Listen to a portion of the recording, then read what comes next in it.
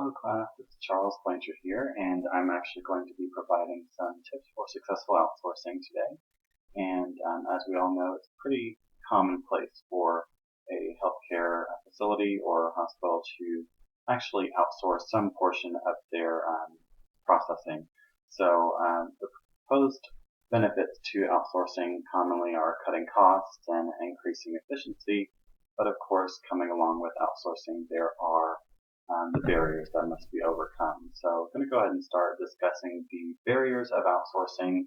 A lot of times, according to this article, it's based off of a poor vendor experience, whether it be hands-on experience from the hospital directly from a prior vendor or actually just hearing those horror stories from another hospital organization that didn't have a positive experience with a particular vendor.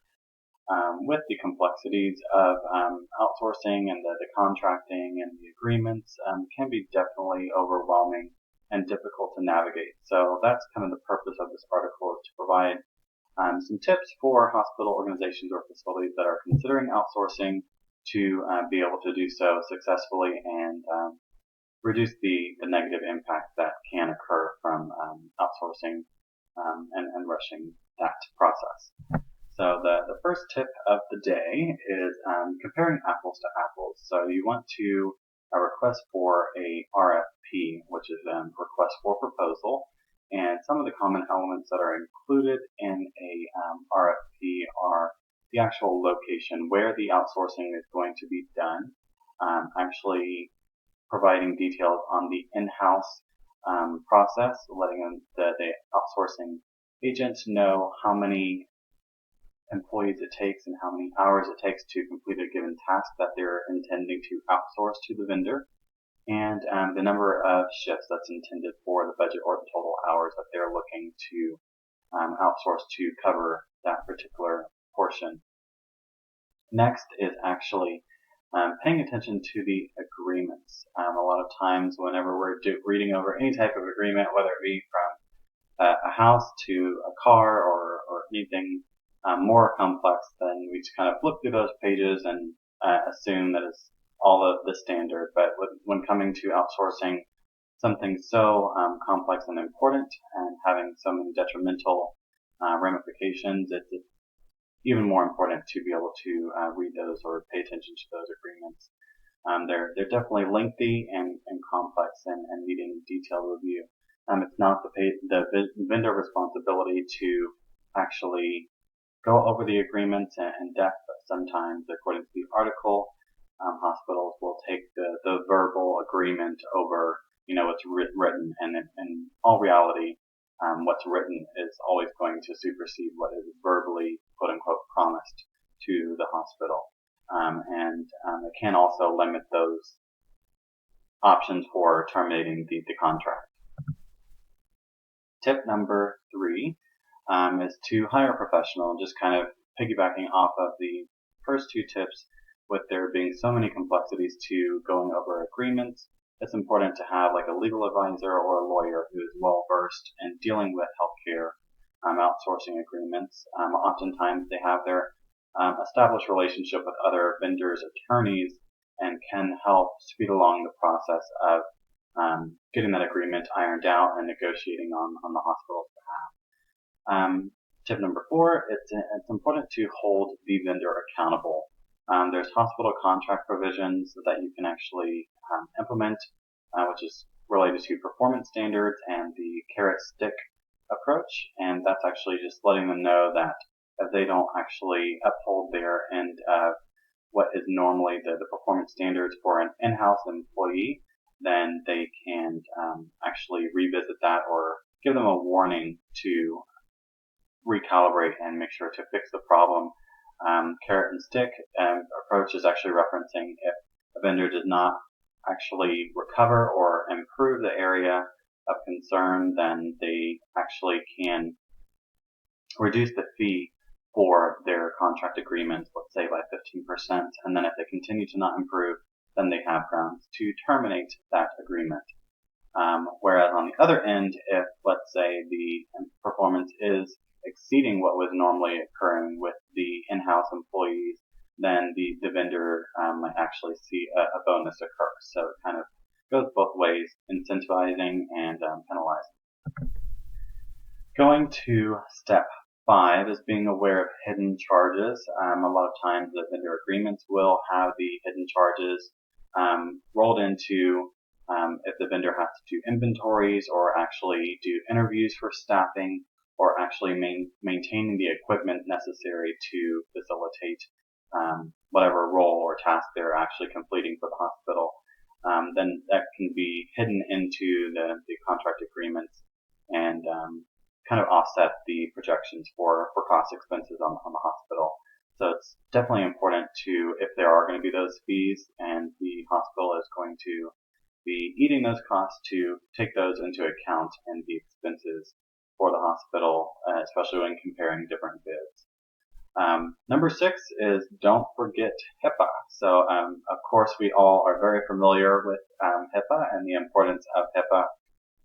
But in relation to this particular article, it's important for the hospital to take on that responsibility because ultimately the vendor is not going to be penalized or assessed losing accreditations or anything of that nature due to violations of HIPAA. They essentially are not necessarily going to care. So it's important for the hospital to make sure to provide a privacy and security addendum into the agreement with the vendor to insist that they actually uphold the standards of HIPAA regulations so that way the hospitals do not lose any type of accreditations or actually get assessed any large penalties for breaches in their outsourcing agreement. Moving on to number 7 is remember your employees. That's actually very important. As we all know, it can be unsettling to learn that your company is outsourcing some part of your role or even your entire role and feeling like there's a lack of job security thereafter. So this article touches on the collaborative communication plan that can be derived between the vendor and the hospital, just to be transparent and letting them know what the purpose is of outsourcing, what the goal is for the hospital, and also letting them know what the employee impacts are. Some of this can include the actual hospital writing into the agreement that said employees that will be let go and rehired under the vendor, but actually have the same benefits as though they were working for the hospital and have a certain length of time to be guaranteed employment through the vendor, assuming that they are meeting performance standards. So that's something that's part of remembering your employees and making sure that they're taken care of as much as possible. Number 8 is leave yourself an out. That's from the hospital perspective, is to make sure to clearly define options to terminate. A lot of times it can be overlooked in the agreement as far as if one part of the outsourced tasks is falling below standards, then it's not enough to necessarily void the contract. So they might be able to drop off that one piece, but the contract still is upheld for all the other remaining tasks to continue within the agreement. So based off of this particular tip, it's just actually making sure to incorporate breach of contract provisions and stating, kind of alluding back to what we were discussing with if certain performance standards are not being upheld, then there's a warning process, and then if it's not, continues to be a detriment to the reputation of the hospital, whether it be violations for HIPAA or not following accreditation standards and causing them to lose those, then that can be considered or written into the contract provision. Or if the vendor actually is exposed for a fraud or bankruptcy, then that can also be grounds for terminating the contract, as it can impact the reputation of the hospital.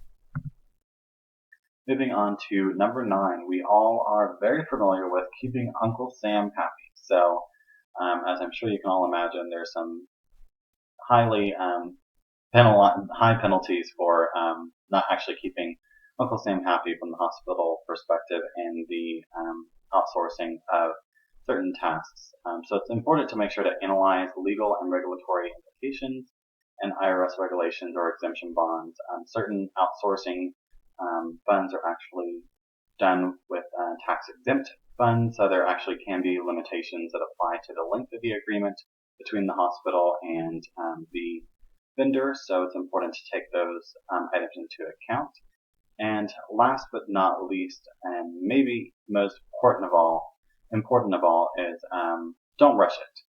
It's important to resist those internal pressures, trying to let's see, meet a budget deadline and get things rolling sooner than later to maybe make up for the second and third quarter being, under par or higher cost than expected, and trying to use the fourth quarter to make up for that, and trying to rush into this new vendor agreement for outsourcing, and also external pressures. Let's say you have a vendor that is actually pressuring you to, I promise you, make sure you're taken care of, blah, blah, blah, but not actually taking the time to really dig deeper and make sure that there's clear understanding from both the hospital and vendor side of the agreement and what they are getting themselves into. So, with that said, it's important for a hospital to plan ahead, try to anticipate, okay, we're looking to outsource this particular task next year. So let's go ahead and start shopping around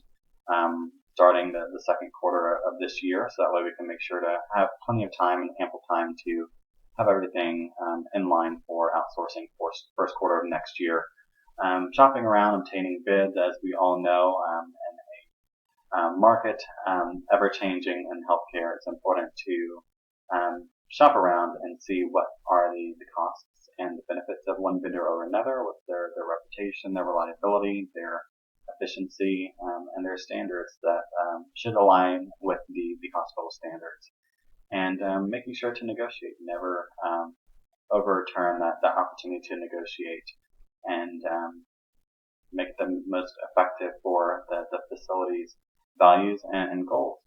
So with that said, that is the tips that are presented in the article to help overcome any barriers that might be present, or fears that might be present for outsourcing any given task from a hospital facility, and making sure that it's most positive and smooth outcome on both sides, and a good relationship between the hospital and vendor. So I hope you learned a few things today, and talk to you soon. Thank you.